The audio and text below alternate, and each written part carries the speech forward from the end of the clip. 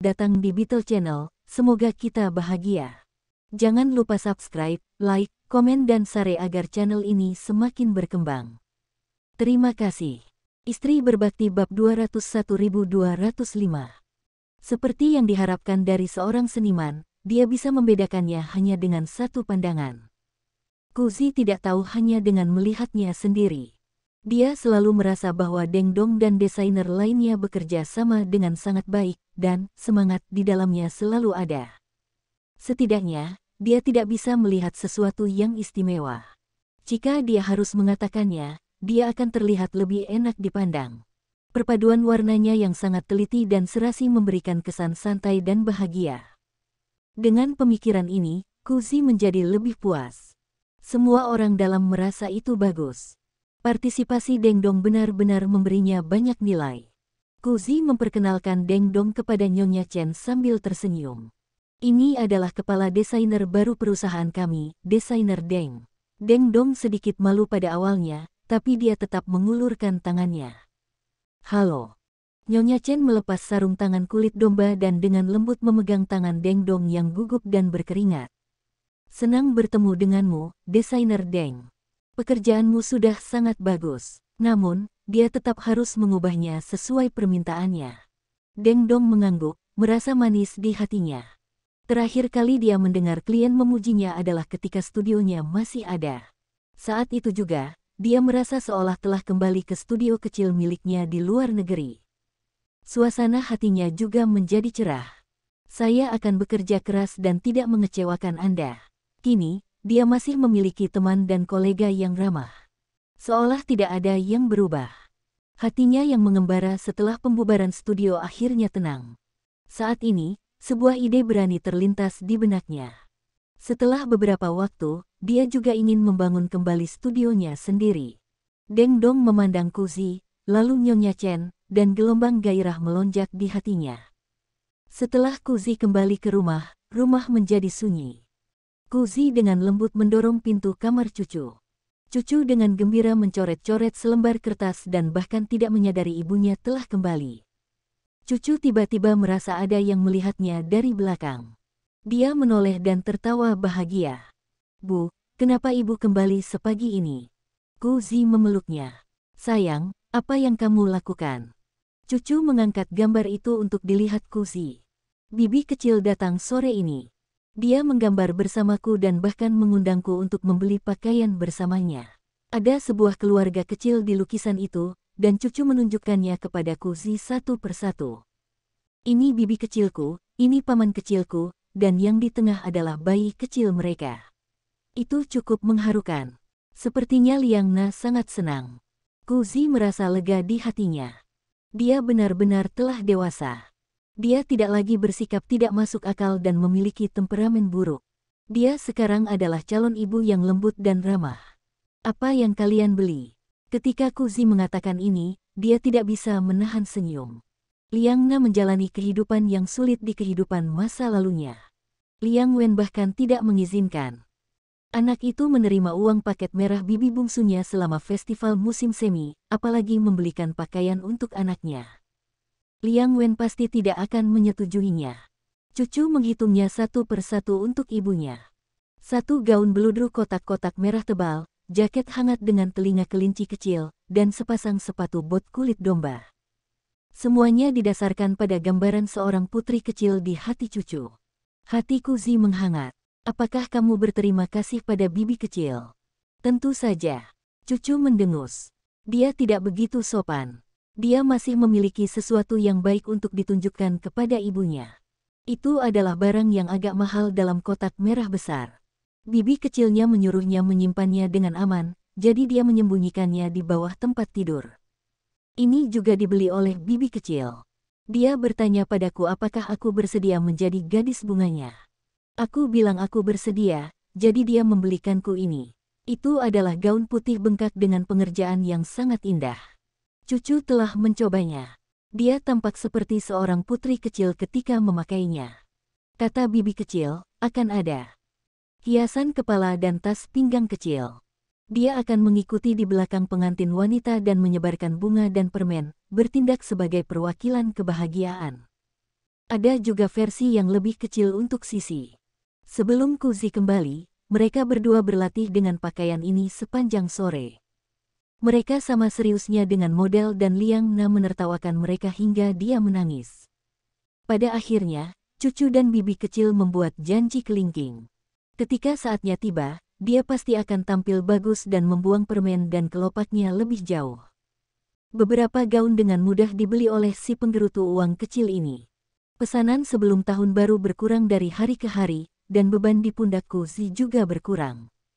Pada akhirnya, Kuzi akhirnya bisa membebaskan dirinya dari semua hal sepele. Dia merasa begitu santai seolah-olah dia baru saja keluar dari kamar mandi. Melihat kantor yang kosong, Kuzi menyesap teh bunga hangat di tangannya dan merasakan rasa bangga yang tak bisa dijelaskan. 1 tahun lagi telah berlalu, dan sepertinya tidak ada yang salah. Dia telah mengatur segalanya dengan baik. Terutama perusahaan tempat dia mencurahkan hati dan jiwanya. Kedua iklan tersebut mengubahnya menjadi salah satu perusahaan kotak hadiah terbaik di kota Jiang. Sekarang dihitung, dia sudah memiliki beberapa pelanggan lama tetap, dan mereka semua sangat murah hati. Meskipun mereka tidak bisa menjadikannya orang terkaya di kota Jiang, dia bisa menjamin jumlah pesanan tahun depan atau bahkan setelahnya. Mereka tidak perlu berusaha keras untuk menyenangkan pelanggan baru seperti di awal, dan mereka juga memiliki modal dan kepercayaan diri untuk bernegosiasi. Dia telah mencapai tujuan pertamanya, dan sekarang tiba waktunya untuk tujuan kedua, menghabiskan lebih banyak waktu bersama anaknya. Untungnya, dia tidak membantu pernikahan Liang Na. Jika tidak, Kuzi akan kehilangan setidaknya 5 kilogram saat melakukan perjalanan antara kedua kota tersebut. Kuzi memegang teko teh bunga di tangannya dan menatap kosong ke sudut perusahaan. Dongfeng tidak berkata apa-apa. Dia tahu bosnya sedang memikirkan sesuatu. Pikiran bosnya biasanya dalam dan tak terduga. Dia tidak bisa membantu, jadi yang bisa dia lakukan hanyalah menemaninya dalam diam. Kuzi merasa iklan sederhana sudah tidak menarik lagi. Meskipun iklan hitam putih merupakan hal baru dan mempesona, orang akan terbiasa dan bosan jika terlalu sering melihatnya, sehingga mereka harus mengubah metodenya. Mata Kuzi tiba-tiba berbinar saat dia melihat orang-orang yang bergegas keluar. Dia meletakkan cangkir teh di atas meja. Saya akan mengadakan konferensi pers pada awal tahun depan.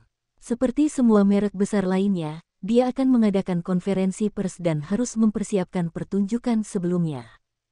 Konferensi pers. Dongfeng masih sedikit bingung. Bagaimanapun, fashion adalah urusan wanita. Dia tidak begitu paham, tapi dia tetap setuju.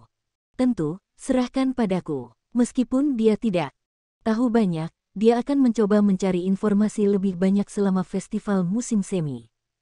Jika tidak berhasil, bosnya pasti akan membantunya. Tahun bahagia perusahaan Kuzi telah berakhir. Besok adalah malam tahun baru. Suara petasan di langit yang gelap seolah mengingatkan orang bahwa 1 tahun telah berlalu. Dia seharusnya pulang lebih awal dan menonton gala festival musim semi bersama keluarganya, tetapi hari ini berbeda. Liang Na harus berlatih pernikahannya malam ini. Liang Na akan menikah pada hari ke-6 tahun baru. Liang Wen sedang menunggu Kuzi di pintu masuk perusahaan bersama kedua anaknya. Kuzi membuka pintu mobil dan melihat wajah merah jambu cucu. Dia tidak hanya merias wajahnya, tapi dia juga memakai eyeshadow merah, perona pipi, dan lipstik merah cerah. Membuatnya tampak seperti boneka tahun baru. Saat ini, cucu masih mengoleskan bedak ke wajah Sisi. Sisi tidak membuat keributan dan dengan patuh membiarkan adiknya menyiksanya. Dia rela membiarkan wajahnya diubah menjadi kucing besar. Liang Wen gemetar di depan mereka ketika dia mencoba menahan tawanya. Melihat ibunya telah kembali, cucu cemberut. "Bu, kenapa ibu lambat sekali? Bibi kecil masih menungguku. Menunggu kucing kecil sepertimu naik panggung." Kuzi tertawa di dalam hatinya dan menggunakan tangannya untuk menyeka lapisan bedak di wajahnya. "Kamu terlalu banyak merias wajah. Datanglah ke ibu, aku akan membantumu mengubahnya." Cucu dengan patuh mendekatkan wajahnya. Sisi memandangi adiknya dalam pelukan ibunya dan membenamkan dirinya dalam pelukan Kuzi. Dia bergumam, naik 1. Meski hanya latihan, Liang Na masih sangat gugup. Ketika dia melihat Kuzi, dia seolah-olah telah melihat juru selamatnya. Kalian akhirnya sampai di sini. Yu kecil juga menyapa mereka sambil tersenyum. Kakak ipar, kakak, kamu di sini. Liang Na membungkuk untuk mencium wajah kedua gadis penjual bunga itu. Dia telah merias wajah hari ini dan terlihat sangat cantik dan cantik. Ini pertama kalinya Liang Wen melihat adiknya seperti ini. Dia tiba-tiba mendapat ide adiknya akan menikah dan hampir menangis. Kuzi menyikutnya dengan sikunya. Berapa usiamu? Memalukan sekali. Liang Wen berdeham dan membawa kedua anak itu mencari tempat duduk. Saat latihan pertama, lampunya sangat terang dan cucu tidak bisa melihat jalan dengan jelas dari belakang Liang Na. Dengan mengantuk ia mengangkat rok pengantin wanita dan menebarkan kelopak bunga. Sisi mengikuti di belakang adiknya dan menyebarkan bunga seperti adiknya. Selanjutnya, kedua mempelai bertukar cincin mereka dengan gembira, dan kedua gadis penjual bunga itu pulang kerja. Cucu menyeka keringatnya. Ia merasa pekerjaan ini masih sedikit menantang. Dia tidak sengaja tersandung gaunnya. Semuanya tampak sempurna. Hanya Kuzi yang menyadari bahwa mata Liang Wen sudah memerah. Ketika semakin banyak elemen merah muncul di jalan, dan senyuman serta sapaan di wajah orang-orang dipenuhi dengan antusiasme, cucu tahu bahwa tahun baru akan segera tiba. Ini juga berarti liburan musim dingin akan segera tiba. Cucu sangat bahagia tahun lalu. Ibu Chen En telah menyiapkan ini khusus untuknya. Chen En mengatakan bahwa orang dewasa harus makan malam pada malam tahun baru, dan anak-anak harus makan malam sendiri. Nyonya Chen merasa itu masuk akal, jadi dia memintanya untuk mengundang teman-teman sekelasnya ke kelas. Dia juga ingin menyiapkan makan malam tahun baru untuk putranya. Dengan cara ini, teman putranya akan mendapat satu meja, dan teman putranya akan mendapat satu meja. Adik Song Mei juga ada di sini, dan banyak teman sekelasnya juga ada di sini. Mereka memiliki bahasa yang sama saat bermain, jadi dia tidak ingin marah pada Huang Qing dan terlalu bahagia. Tahun ini, Chen En bahkan mengundangnya untuk makan malam tahun baru bersamanya. Ibu Chen En telah menyiapkan ini khusus untuknya. Chen En mengatakan bahwa orang dewasa harus makan malam pada malam tahun baru, dan anak-anak harus makan malam sendiri. Nyonya Chen merasa itu masuk akal, jadi dia memintanya untuk mengundang teman-teman sekelasnya ke kelas. Dia juga ingin menyiapkan makan malam tahun baru untuk putranya. Dengan cara ini, teman putranya akan mendapat satu meja, dan teman putranya akan mendapat satu meja. Orang pertama yang diundang Chen En adalah cucu, dan orang pertama yang diundang Nyonya Chen adalah Kuzi. Kedua keluarga itu menjadi teman baik. Sayang sekali ayah Chen En hanya kembali sehari di tahun baru. Setelah tahun baru, dia akan kembali ke Taiwan, jadi Liang Wen tidak bisa mengenalnya dengan baik. Saat mereka makan, cucu masih bingung. Ada begitu banyak orang di rumah Chen En, tapi mengapa masih kosong? Semua orang sopan dan tidak ada yang berbicara dengan keras. Kakak perempuan Chen En duduk di meja orang dewasa dengan ekspresi gelap di wajahnya. Mendengar suara lembut Nyonya Chen saat menyapa para tamu, dia hanya merasa jijik dan bahkan tidak bisa menggigit makanannya. Untungnya, Nyonya Chen tidak ingin mengadakan makan malam tahun baru sebagai pesta. Cuacanya dingin, jadi semua orang bisa istirahat lebih awal. Nyonya Chen tidak punya banyak teman. Kebanyakan orang yang datang kali ini adalah pelanggan atau kolega. Satu-satunya orang yang bisa dia sebut sebagai teman mungkin adalah Kuzi. Nyonya Chen masih tersenyum ketika dia mengantar yang lain pergi, tetapi ketika menyangkut Kuzi, ekspresinya akhirnya sedikit rileks. Dia sedikit mengernyit dan berpikir sejenak sebelum meminta. Maaf, manajerku.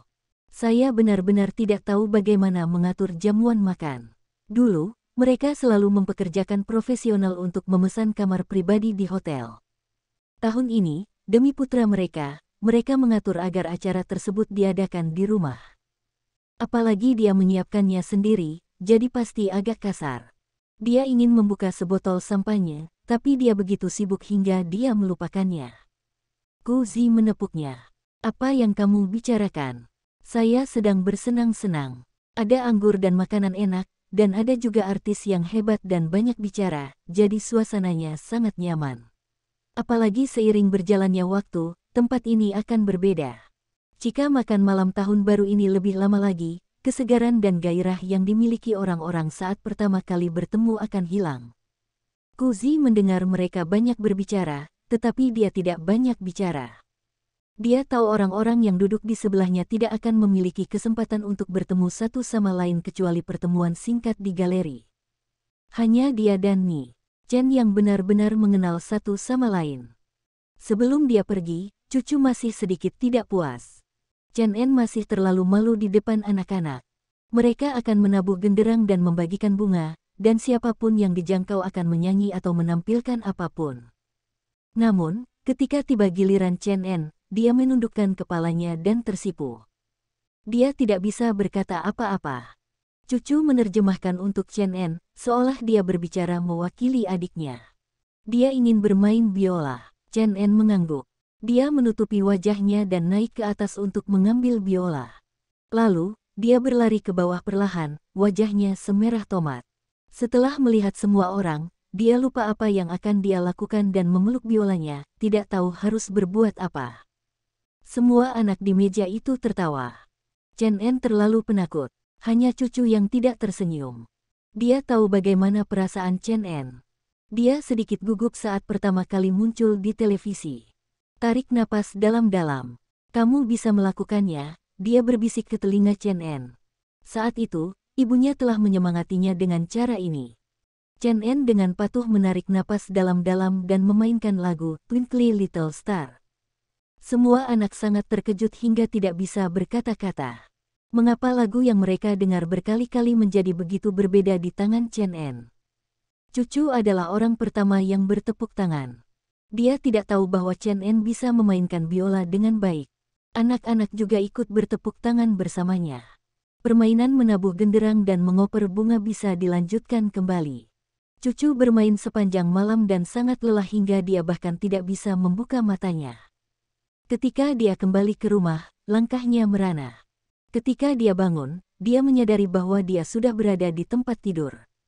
Samar-samar dia bisa mendengar suara televisi di luar. Saat dia keluar, hitungan mundur baru saja berakhir. Pembawa acara di TV tersenyum padanya dan berteriak, "Selamat Tahun Baru." Petasan dinyalakan di luar. Cucu telah bertambah 1 tahun lebih tua. Pada pagi hari pertama tahun baru, Bibi Hui memasukkan manisan ke dalam mulut cucu yang mengantuk dan memberi Sisi sedikit pasta sup nasi dengan tambahan gula di dalamnya. Sisi tersenyum bahagia. Manis, manis. Tangan kecil Sisi yang gemuk meraih sendok dan tidak melepaskannya. Dia masih ingin makan. Meskipun Sisi tidak pandai berkata-kata, Bibi Hui tidak bisa menahan ekspresi itu.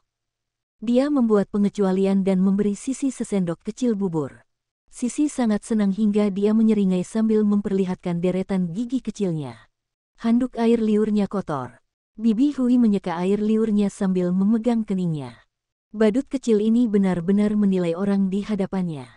Bibi Hui benar-benar tidak bisa menahan serangan lucu ini. Liang Wen sangat patuh hari ini. Ponselnya berdering tanpa henti sejak pagi hari, tapi dia menolak semuanya. Karena tidak dapat menolaknya, dia berkata, "Saya tidak bisa datang. Kami punya harimau betina di rumah." Saat dia berbicara, dia mengamati ekspresi Kuzi. Kejadian di kota tanpa malam benar-benar membuatnya teringat. Dia takut istrinya akan menyulitkannya saat dia pergi keluar untuk bersenang-senang. Kuzi tidak mengatakan apa-apa ketika dia mendengar ini, tetapi ketika dia menoleh, Liang Wen langsung terdiam. Siapa harimau betina itu? Kuzi mengoleskan sedikit bedak pada wajahnya. Dia memiliki hati nurani yang bersih dan tidak pernah marah pada Liang Wen. Paling-paling, dia sedikit kasar saat berkomunikasi dengannya.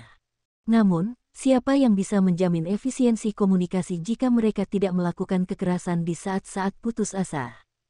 Salah, itu bukan harimau betina. Liang Wen segera mengerti bahwa dia telah menggunakan kata-kata yang salah. Jika dia mengatakannya lagi, istrinya akan marah. Saya takut pada istri saya. Dia tidak lupa untuk bertindak patuh bahkan pada saat ini. Liang Wen takut pada istrinya. Ini adalah sesuatu yang diketahui semua orang. Tidak peduli seberapa kuat permintaan pihak lain, itu tidak ada gunanya. Liang Wen benar-benar pengecut. Dia berbakat dan tahu cara menghasilkan uang, tetapi tidak punya tulang punggung. Saat hampir tengah hari, Kuzi mengundang keluarga Sister Song untuk makan siang. Tentu saja, dia juga mengundang Ni Chen, Lin He, Wang Tian, dan Deng Dong. Ketika orang-orang ini tiba, Kuzi merasa lebih nyaman.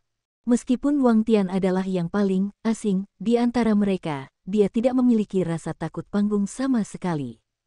Setelah membicarakan ini dan itu, semua orang dengan cepat menerima gadis ramah dan manis ini. Kuzi membuka botol anggur merah dan Wang Tian memimpin dengan bertepuk tangan. Bagus. Dia tertawa ketika dia berteriak pada Kuzi, menyebabkan Kuzi tidak tahu apakah harus tertawa atau menangis. Sebotol anggur ini disiapkan oleh Kuzi ketika dia baru saja memulai perusahaannya, dan itu adalah sebotol anggur asing yang enak. Saat itu, dia tidak tahu bagaimana perkembangan perusahaannya. Jadi dia tidak mengadakan jamuan makan besar. Dia menyiapkan sebotol anggur ini tetapi lupa membukanya. Sekarang perusahaannya telah berkembang hingga skala besar, Kuzi akhirnya teringat akan sebotol anggur ini. Dia membukanya dan mencium aroma mawar yang kuat. Kuzi tidak bisa menahan senyum. Cucu juga senang karena semua bibi yang datang adalah bibi kesayangannya. Chen En dan Song Mei juga ada di sana. Satu-satunya hal yang disayangkan adalah rumahnya tidak sebesar rumah Chen En. Tidak mungkin orang dewasa dan anak-anak berbagi meja terpisah. Namun, ini juga bagus. Dia menyukai semua bibi. Selain itu, dia dikelilingi oleh teman-teman baik di kedua sisi, dan dia tidak akan mampu menangani terlalu banyak teman baik. Chen En menjadi tuan rumahnya kemarin, dan hari ini, cucu menjadi tuan rumahnya. Cucu sibuk menaruh makanan di piring Sister Song Mei dan Chen En, dan dia berkeringat banyak. Saat mereka mengobrol dengan gembira, kacamata para wanita itu bergemerincing, dan Liang Wen, yang ekornya berada di antara kedua kakinya, berada di tengah. Wang Tian dan Sister Song diam-diam tertawa. Mengapa bos besar Liang ini begitu penakut? Kamu boleh pergi. Kuzi bahkan tidak mengedipkan mata. Pikiran kecilnya. Baiklah, kalau begitu aku akan keluar. Liang Wen sangat gembira saat mendengar ini. Dia mengenakan mantelnya dan berjalan keluar. Dia tidak lupa menambahkan, terima kasih, bos. Ternyata Li Guo sudah lama menunggunya di bawah. Keduanya tidak berani bertindak gegabah sekarang. Mereka hanya bisa menolak janji temannya untuk pergi ke kota tanpa malam. Meskipun mereka berdua bosan, mereka tidak punya waktu untuk dihabiskan, jadi mereka hanya bisa keluar untuk minum teh. Minum teh bukanlah sesuatu yang menyenangkan, tapi setidaknya ada seseorang untuk diajak ngobrol. Itu jauh lebih baik daripada bersikap bodoh di rumah. Liang Wen dengan tegas memilih untuk minum teh. Dia masih harus kembali ke kampung halamannya seperti biasa. Dia tidak perlu mengunjungi tempat Huang Qing. Kali ini, dia akan kembali ke rumah Liang Wen. Setelah kembali ke rumah, cucu merasa jauh lebih baik. Dia tidak perlu khawatir Xiao Yi akan mencuri perhatiannya. Mereka adalah teman baik. Cucu bahkan menyiapkan hadiah tahun baru untuk Xiao Yi. Itu adalah kumpulan dongeng Cina dan asing. Dia membacanya sekali dan menganggapnya menarik. Jika Xiao Yi tidak sering membaca buku, itu akan menjadi kurang menyenangkan.